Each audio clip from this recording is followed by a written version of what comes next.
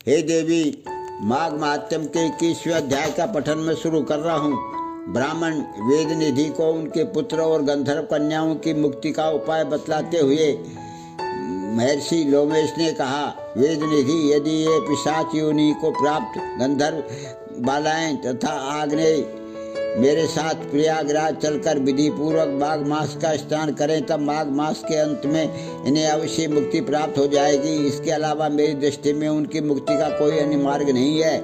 पाप तथा साप की शांति माघ मास में तीर्थ पर जाकर स्नान करने से ही होती है। माघ स्नान के प्रभाव से 7 जन्मों तक के पाप भी नष्ट हो जाते हैं। विभिन्न नदियों और तीर्थों में स्नान का महात्म्य बतलाते हुए महर्षि लोमेश ने कहा, हे विपर, सरयू, गंडकी, चंद्रभामन, महानदी, स्वर्गभद्रा, कृष्णा, कावेरी, सरस्वती, ताप्ती, गोदावरी, पयोष्णी, कृष्णवेणिका तथा तुंगभद्रा इत्यादि महानदियों में माघ स्नान करने से स्वर्गलोक प्राप्त होता है। नैमिषारण्य में माघ स्नान करने से विष्णु भगवान का सानिध्य प्राप्त होता है। तीर्थराज पुष्कर में माघ स्नान करने से ब्रह्म का सामीप्य प्राप्त होता है। माघ मास का स्नान प्रभास क्षेत्र में करने से रुद्रगण का पद प्राप्त होता है। कुरुक्षेत्र में माघ स्नान करने से इंद्रलोक प्राप्त होता है।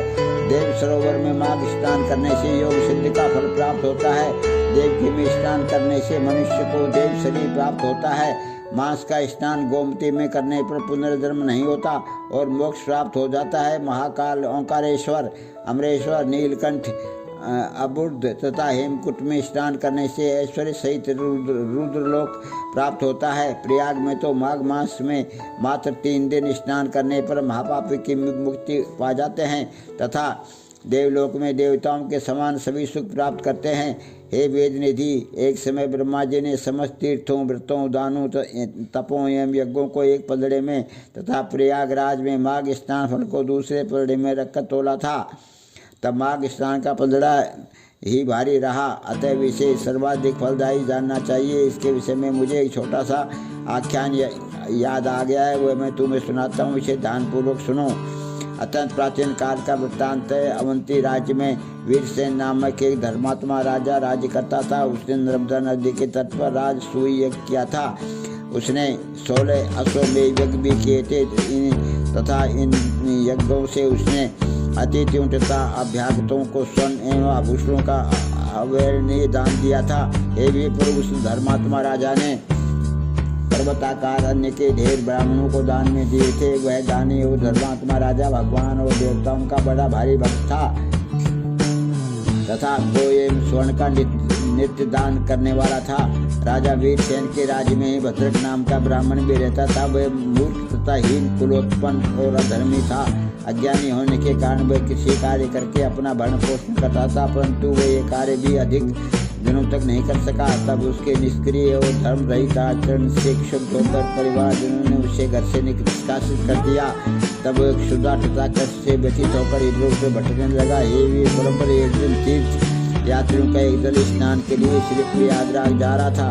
भद्रक भी उनके साथ हो दिया। वह मार्ग में हरि कीर्तन तथा हरि कथा सुनता हुआ उन तीर्थ यात्रियों के साथ ही प्रयागराज पहुँच गया।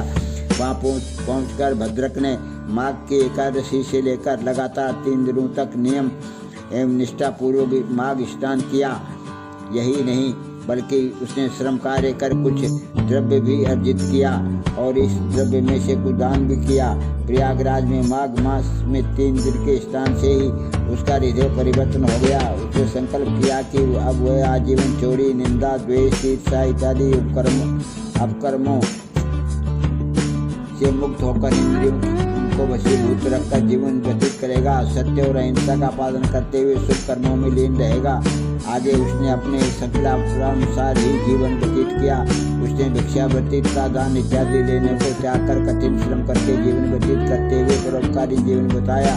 अपने परोपकारी व्यक्तित्व ईश्वर भक्ति के कारण भद्रक संपूर्ण प्रांत में लोकप्रियता तथा श्रेष्ठ सम्मान को प्राप्त करता गया। उसने खूब धन, ऐश्वर्य और यश प्राप्त किया।